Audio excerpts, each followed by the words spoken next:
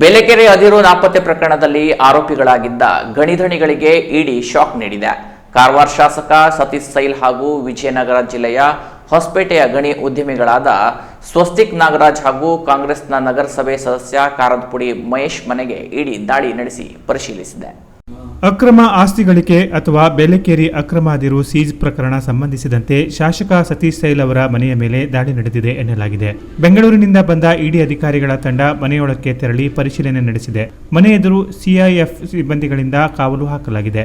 ಶಾಸಕ ಸತೀಶ್ ಸೈಲ್ ಅವರು ಸೇರಿದಂತೆ ಅವರ ಕುಟುಂಬವು ಬೆಂಗಳೂರಿಗೆ ತೆರಳಿದ್ದು ಅವರು ಮನೆಯಲ್ಲಿ ಇಲ್ಲದಿರುವಾಗಲೇ ಅಧಿಕಾರಿಗಳ ತಂಡ ದಾಳಿ ನಡೆಸಿದೆ. ಸೈಲ್ ಅವರ ಅತ್ತೆ ಮತ್ತು ಕೆಲಸಗಾರರು ಮಾತ್ರ ಮನೆಯಲ್ಲಿದ್ದರು. ಗೋವಾ ನೋಂದಣಿ ಹೊಂದಿರುವ ಹಾಗೂ ಒಂದು ಬೆಂಗಳೂರಿನ ನೋಂದಣಿ ಹೊಂದಿದ ಒಟ್ಟು 6 ಕಾರುಗಳಲ್ಲಿ ಬಂದ ಇಡಿ ಅಧಿಕಾರಿಗಳು ಮನೆಯನ್ನೆಲ್ಲ ಜಾಲಾಡಿದ್ದಾರೆ. ಇನ್ನು ಅಕ್ರಮ ಗಣಿ ಹಗರಣದ ಬಗ್ಗೆ ಹೇಳುವುದಾದರೆ ಬೇಲೆಕೇರಿಯಲ್ಲಿ ಸೀಸ್ ಆಗಿದ್ದಂತಹ 11,312 ಮೆಟ್ರಿಕ್ ಟನ್ ಅದಿರನ್ನು ಸತೀಶ್ ಸೈಲ್ ಮಾಲೀಕತ್ವದ ಕಂಪನಿ ಕಳ್ಳತನ ಮಾಡಿತ್ತು. ಈ ಪ್ರಕರಣದಲ್ಲಿ ಬರೋಬ್ಬರಿ 14 ವರ್ಷಗಳ ಕಾಲ ಸುದೀರ್ಘವಾಗಿ ನಡೆದ ವಾದ ಪ್ರತಿವಾದವನ್ನ ವಾದಿಸಿದ ಬೆಂಗಳೂರಿನ ಜನಪ್ರತಿನಿಧಿಗಳ ವಿಶೇಷ ನ್ಯಾಯಾಲಯವು ಕಾಂಗ್ರೆಸ್ ಶಾಸಕ ಸತೀಶ್ ಸೈಲ್ ಅವರನ್ನು ದೋಷಿ ಎಂದು ತೀರ್ಪು ನೀಡಿ 7 ವರ್ಷ ಜೈಲು ಶಿಕ್ಷೆ ವಿಧಿಸಿ 9.60 ಕೋಟಿ ರೂಪಾಯಿ ದಂಡ ಹಾಕಿ ಆದೇಶಿಸಿತ್ತು. ಬಳಿಕ ಮೇಲ್ಮನವಿ ಸಲ್ಲಿಸಿದ ಸೈಲ್ ಅವರು ಕೊಂಚ ರಿಲೀಫ್ ಆಗಿದ್ರು.